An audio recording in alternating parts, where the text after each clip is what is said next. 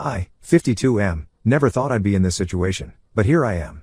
My wife, Lisa, passed away 3 years ago from cancer, and it's been a struggle to move on. We were high school sweethearts, married for 28 years. I still remember the day we met in our sophomore year. She had just moved to our town, and I was assigned to show her around the school. From that first conversation, I knew she was special. We started dating a few months later, and it felt like we were meant to be together. After high school, we both went to the same college. It wasn't easy, we had to balance our studies, part-time jobs, and our relationship. But we made it work. I proposed to her on our graduation day, right after we received our diplomas. The ring I gave her wasn't anything fancy, just a simple gold band with a small diamond. It was all I could afford at the time, but Lisa loved it. We got married a year later, in a small ceremony in her parents' backyard. It was a beautiful day, filled with love and laughter. We were young and broke, but we were happy.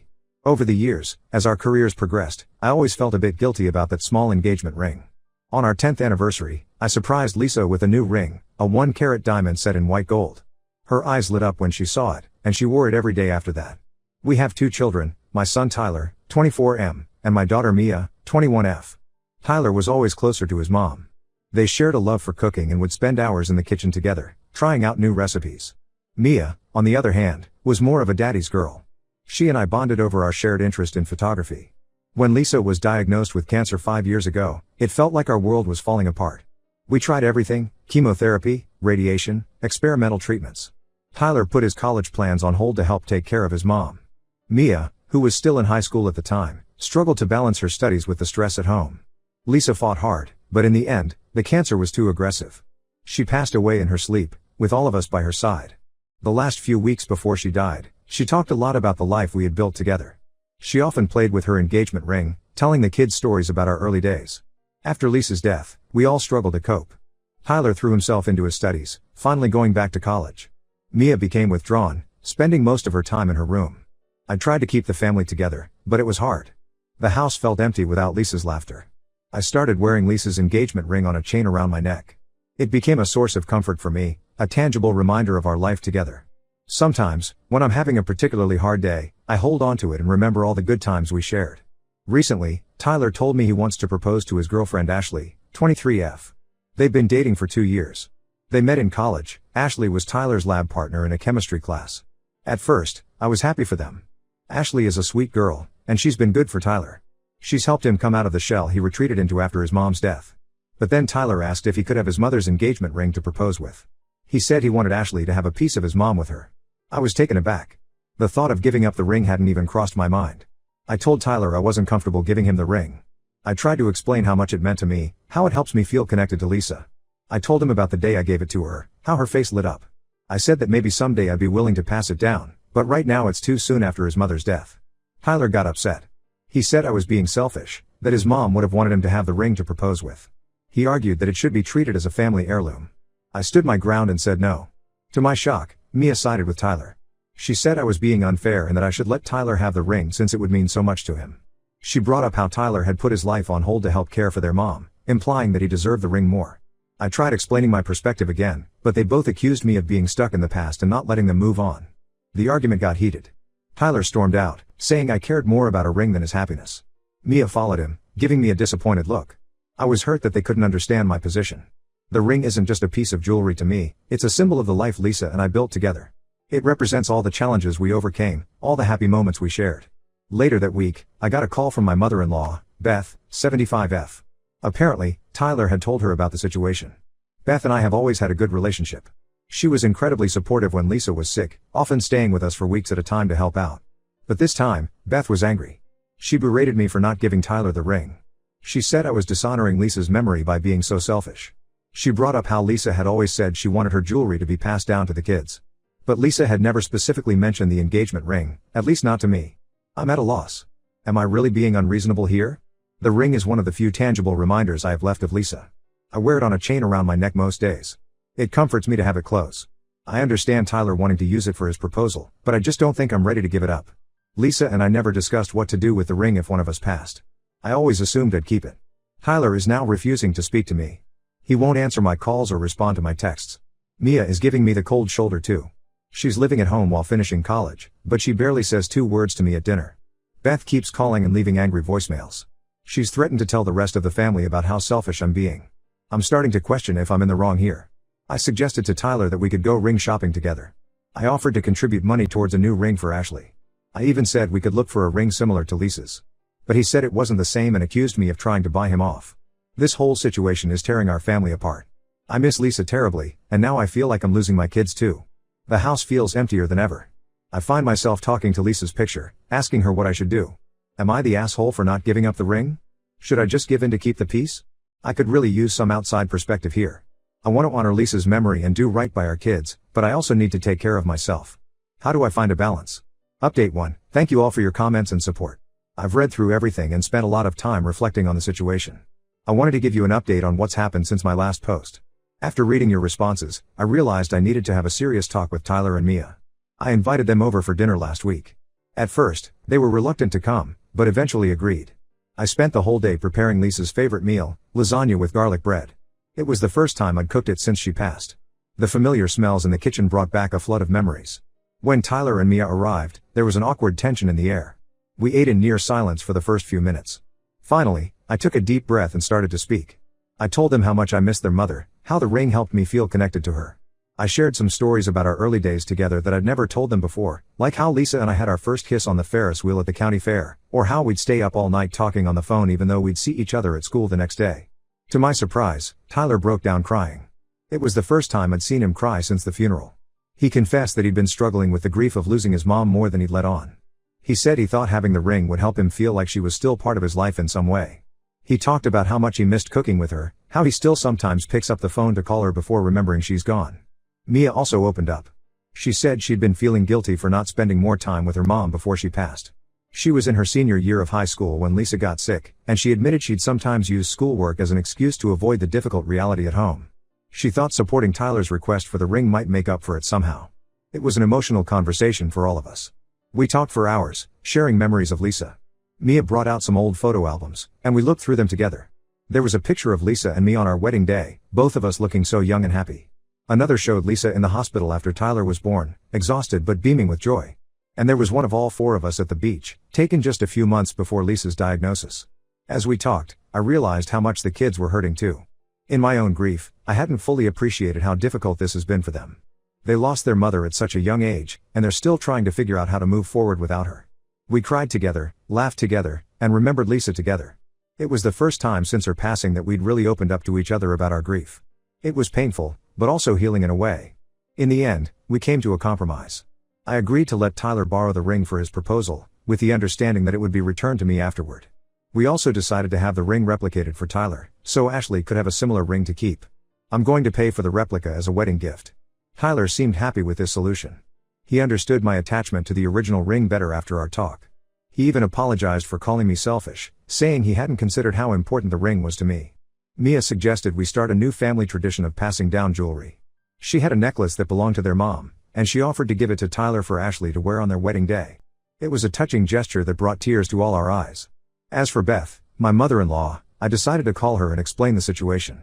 The conversation didn't start well. She was still upset and accused me of being stubborn. But as I explained our compromise and shared some of what Tyler and Mia had said during our talk, she began to calm down. Beth admitted that she'd been missing Lisa a lot lately. Her birthday would have been next month, and Beth was dreading it. She apologized for her harsh words and said she'd been taking out her own grief on me. We ended up talking for over an hour, sharing our favorite memories of Lisa. Things are still a bit tense, but I feel like we're on the path to healing as a family. Tyler is planning his proposal now, and Mia is helping him. They've been spending more time together, and it's nice to see them bonding again. It's bittersweet to see them excited about this new chapter, knowing Lisa isn't here to share it. But I like to think she'd be happy to see us coming together like this. I've started seeing a grief counselor to help me process my feelings. It's been helpful to have someone to talk to who isn't directly involved in the situation. The counselor suggested that we might want to consider family therapy as well, to help us navigate this new phase of our lives without Lisa. I'm grateful for all your advice. It helped me approach this situation with more empathy and understanding. I realize now that we were all just processing our grief in different ways. I'm hopeful that moving forward, we'll be able to support each other better. Lisa's ring is still around my neck, but it feels different now. It's not just a reminder of what I've lost, but also of the family Lisa and I created together. A family that's hurting, but healing. A family that's finding new ways to honor Lisa's memory while moving forward. Thank you all again for your support and wisdom. It's made a real difference in how I've handled this situation. Update 2. It's been a few months since my last update, and a lot has happened. I wanted to share the latest developments with you all. Tyler proposed to Ashley last month, using Lisa's ring as we had agreed. He took her to the same spot where Lisa and I had our first date, a little Italian restaurant downtown that somehow survived all these years. He told me later that he shared the story of the ring with Ashley, explaining its significance to our family. The proposal went well, and Ashley said yes. They were both thrilled, and Tyler said having the ring made the moment even more special. However, things took an unexpected turn when it came time to return the ring. Ashley had fallen in love with it and was reluctant to give it back. She argued that since Tyler had proposed with it, it should now belong to her. She said she felt a connection to Lisa through the ring, even though they'd never met. This caused a huge argument between Tyler and me. He sided with Ashley, saying that I had given him the ring for the proposal, so it was now theirs to keep. I reminded him of our agreement that it was only a loan, but he accused me of going back on my word. He brought up again how Lisa would have wanted Ashley to have the ring. Mia tried to mediate, but ended up getting caught in the middle. She suggested that maybe I should just let them keep the ring since Ashley was so attached to it. I felt betrayed. We had all agreed on the plan, and now they were changing the rules. The situation escalated when Ashley's parents got involved. They called me, saying it was tradition for the bride to keep her engagement ring and that I was being cruel by asking for it back. I tried to explain the sentimental value of the ring, but they dismissed my feelings. They even suggested that I was trying to sabotage Tyler and Ashley's engagement. Things came to a head at a family dinner last week. Beth had organized it, hoping to celebrate Tyler and Ashley's engagement. But the atmosphere was tense from the moment we all sat down. Ashley wore the ring, which upset me. When I brought up the subject of returning it, she burst into tears. Tyler accused me of ruining their engagement happiness. Beth, who was also present, took their side and said I needed to let go of the past. I lost my temper. I told them they were all being selfish and disrespectful to Lisa's memory. I reminded Tyler of the conversation we'd had, how we'd agreed this was just a loan. I accused Ashley of manipulating the situation, and Beth of stirring up trouble. I said if they couldn't honor our agreement, then I didn't want them in my life. I left the dinner early, feeling angry and hurt. Now, Tyler and Ashley are not speaking to me. Mia is torn, trying to maintain relationships with everyone. She's been calling me daily, trying to convince me to change my mind. Beth is telling other family members that I'm being unreasonable. She's even suggested that my grief has made me unstable and that maybe I need professional help. I've been replaying that dinner conversation in my head over and over. Did I overreact? Should I have been more understanding of Ashley's attachment to the ring? But then I think about how it felt to see her wearing it, knowing she had no intention of giving it back, and I feel angry all over again. I'm at my wit's end. I feel like I've lost not just the ring, but my whole family. Part of me wants to just give in and let them keep the ring to end this conflict. But another part feels like that would be betraying Lisa's memory and my own feelings. The grief counselor I've been seeing has been helpful, but even she seems unsure of how to advise me in this situation. She's encouraged me to think about what Lisa would want, but I honestly don't know. Lisa loved our kids so much, would she want me to give up the ring to make Tyler happy? Or would she understand my need to keep this connection to her? I don't know what to do next. Should I stick to my guns and demand the ring back? Or should I let it go for the sake of family peace? I'm afraid that either way, my relationship with Tyler might be permanently damaged. This whole situation has brought back all the grief of losing Lisa. I find myself talking to her picture more and more, asking for guidance. I've started wearing her old sweater around the house, trying to feel close to her. I know it's not healthy, but I don't know how else to cope. I miss the days when our family was whole, when we could solve problems together. Now it feels like we're all on different sides, and I don't know how to bring us back together. I appreciate any advice or support you can offer. I feel more alone than ever, and I'm struggling to see a way forward that doesn't end in more heartbreak. Update 3, I want to thank everyone for their continued support and advice. Your comments have been a source of strength during this difficult time. Here's what's happened since my last update. After much reflection, I decided to take a firm stand. I sent a formal letter to Tyler and Ashley, stating clearly that the ring was to be returned as per our original agreement. I explained that while I understood their attachment to it, the ring held irreplaceable sentimental value for me.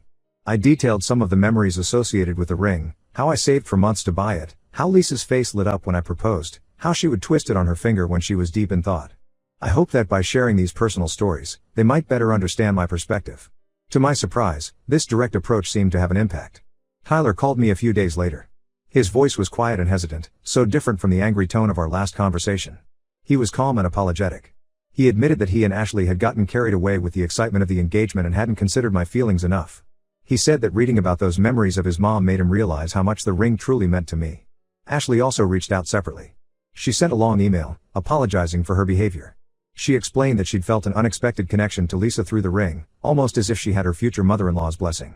But she realized that her desire to keep that connection didn't justify disregarding my feelings and our agreement. She offered to return the ring immediately. However, the situation with Beth remains tense. She's still upset that I'm taking back the ring. She's been telling other family members that I'm being harsh and unforgiving. At a recent family gathering, which I didn't attend, she apparently spent a good portion of the evening discussing how my obsession with the ring was tearing the family apart. I've decided to distance myself from her for now, as her comments are not helping the healing process. Mia has been incredibly supportive through all of this. She helped Tyler and Ashley understand my perspective better. She reminded them of how Lisa had always emphasized the importance of keeping promises, which seemed to strike a chord with Tyler. She also suggested that we all attend a family counseling session to work through our lingering issues. Last weekend, Tyler and Ashley came over. It was the first time I'd seen them since the disastrous family dinner. There was an awkward moment when they first arrived. None of us seemed to know quite what to say. But then Ashley quietly took off the ring and handed it to me. "I'm sorry," she said simply. "I hope you can forgive us." We ended up having a long, honest conversation. I shared more stories about their mother and the significance of the ring.